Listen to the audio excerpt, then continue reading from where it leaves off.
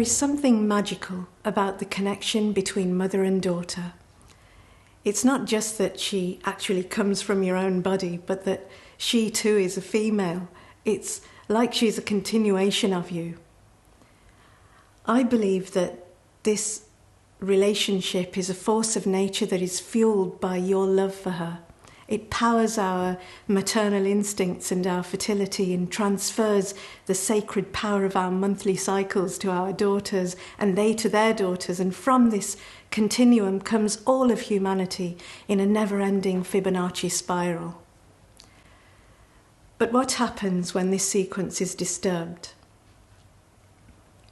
Since primary school, my daughter Halimah was passionate about charity work.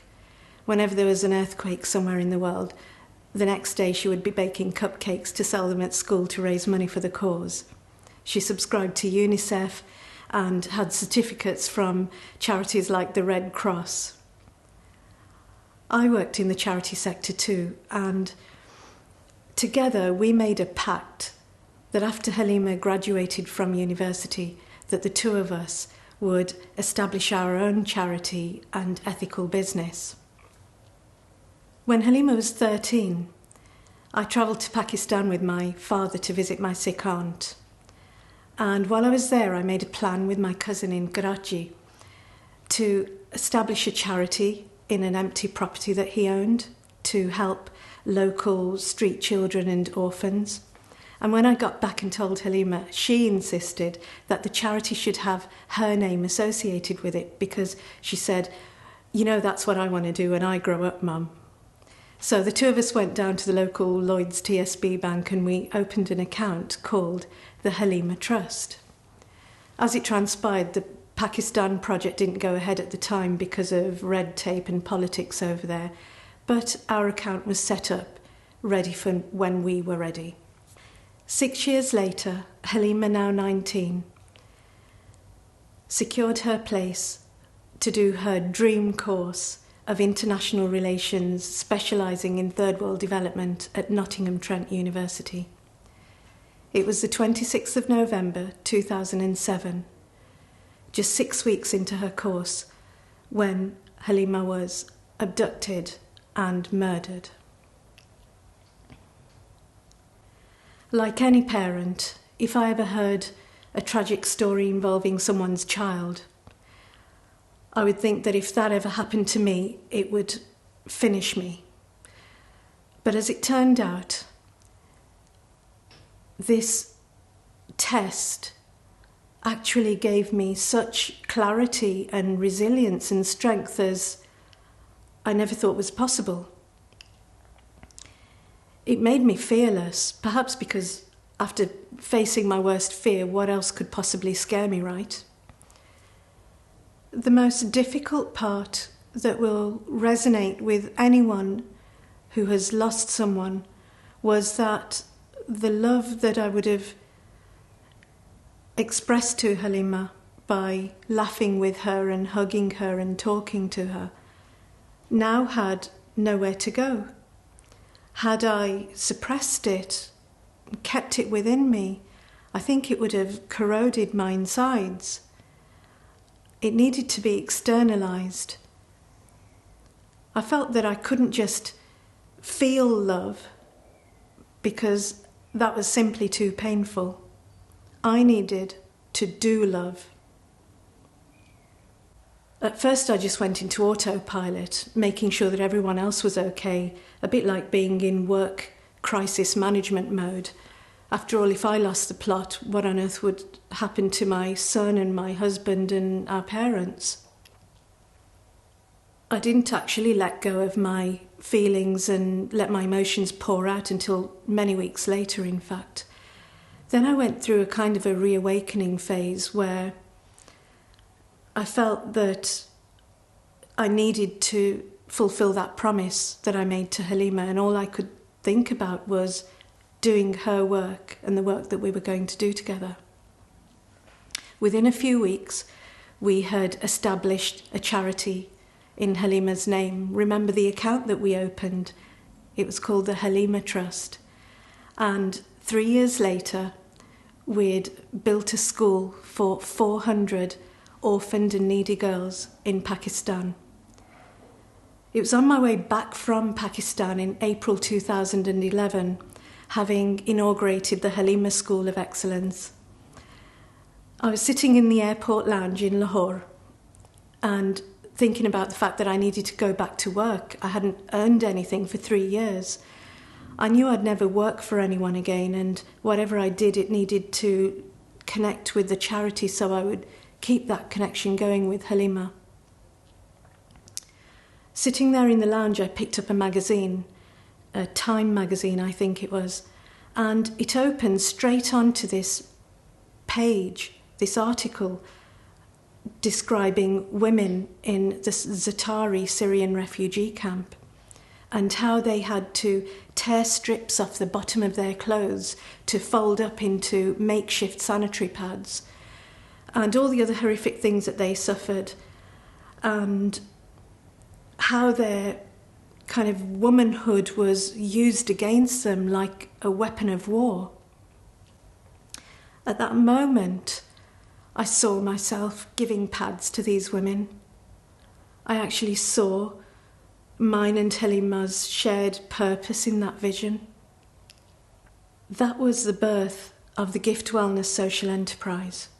I embarked on 18 months of research and development to develop my own range of natural menstrual products and a strategy whereby for every pack I sold, I donated pads to women in refugee camps and homeless women and food banks and schools.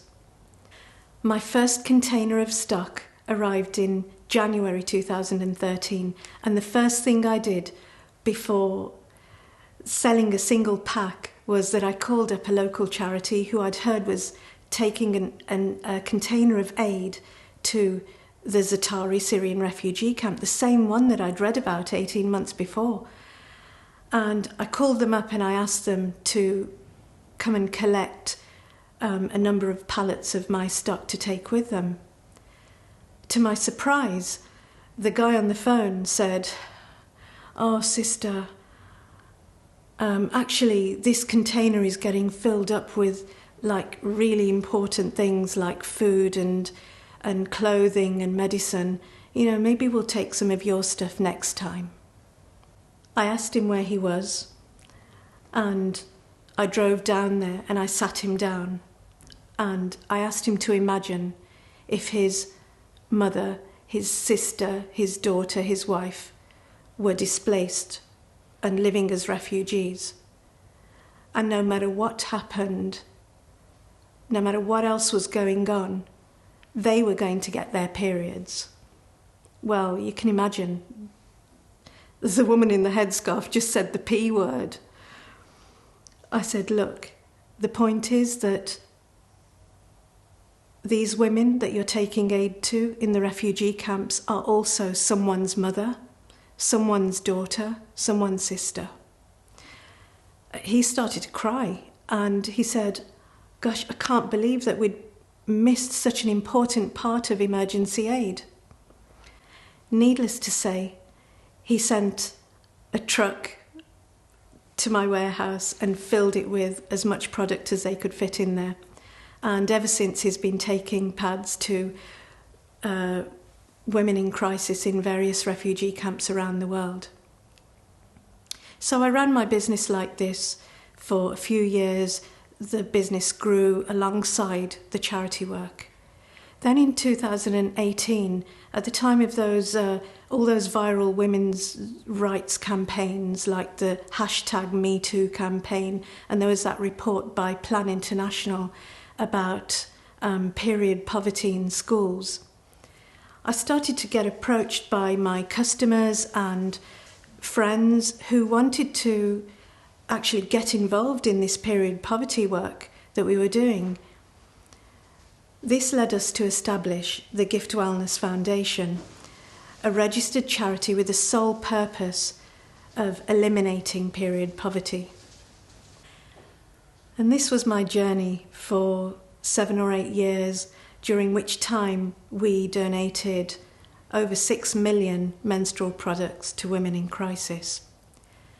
Then last year, things took a different turn. It was during the first COVID-19 lockdown. It gave me the opportunity, just like everyone else, to take a step back and assess the impact of our work. And I realised that there was something missing. Yes, it had been healing for me to do this work over these years, but I felt that we weren't addressing the root cause of this thing called period poverty.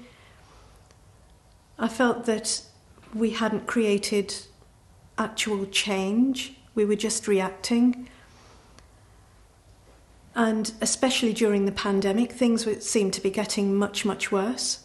So I started to peel the layers off this issue, and I realised that at a time when we can talk about everything else, this issue of periods seemed to be the last taboo, the last form of discrimination that was so viscerally rooted in our patriarchal cultural DNA that even women wouldn't admit to it. And I thought, if we as women can't embrace how special and important our reproductive system was and try and normalise the conversation, why should men? How could we demand equal rights when we were still trying to hide the fact that we menstruated?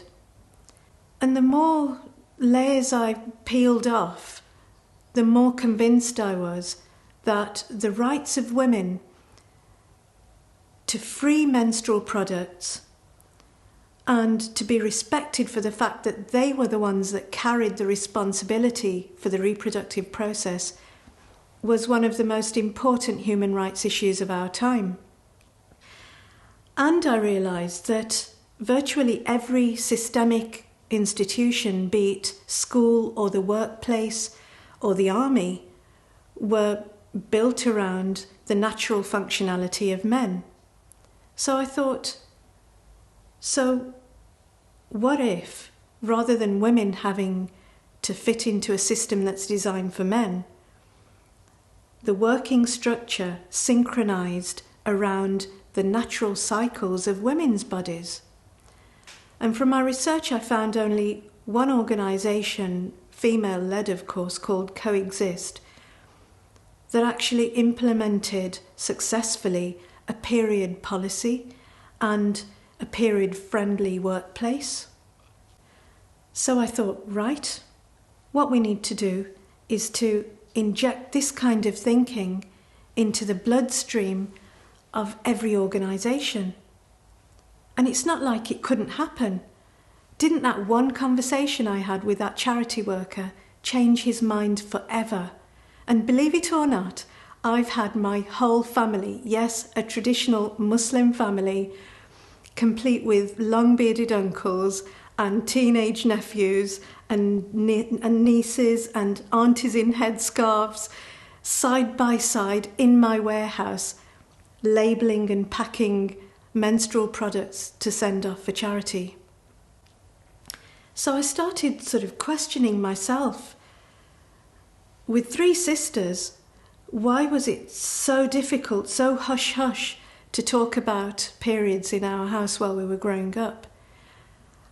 And when I was at school, if a boy in my class had a stomach pain, he would be sent home to rest. But if I had really bad period pains and blood loss, I'd be sent to the nurse who'd throw me a couple of paracetamol and say, "Don't worry, it's just your time of the month."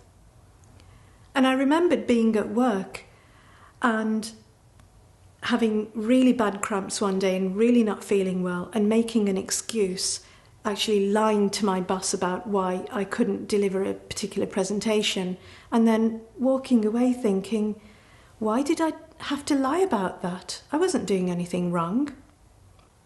Isn't it the basic human right for every woman to be able to menstruate without being ridiculed, bullied, or undermined? We live in an age where every diversity of individual is trying to carve out the kind of future that they want to live in, that fits in with their natural composition.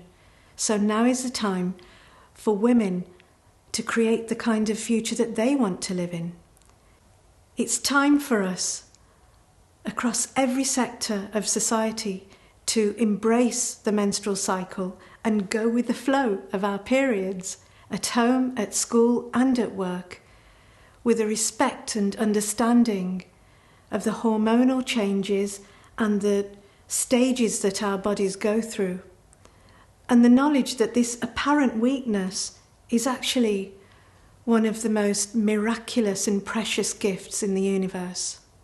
I hope that my story has conveyed the synonymous relationship between hardship and periods. Both involve pain and difficulty, loss, recovery, and renewal. For me, it goes full circle, all the way back to that idea of passing on that sacred trust, fueled by love, to the next generation. Although in my case, it's not just through my own daughter, but through thousands of daughters who are benefiting from that decision to not just feel love, but to do love. Thank you.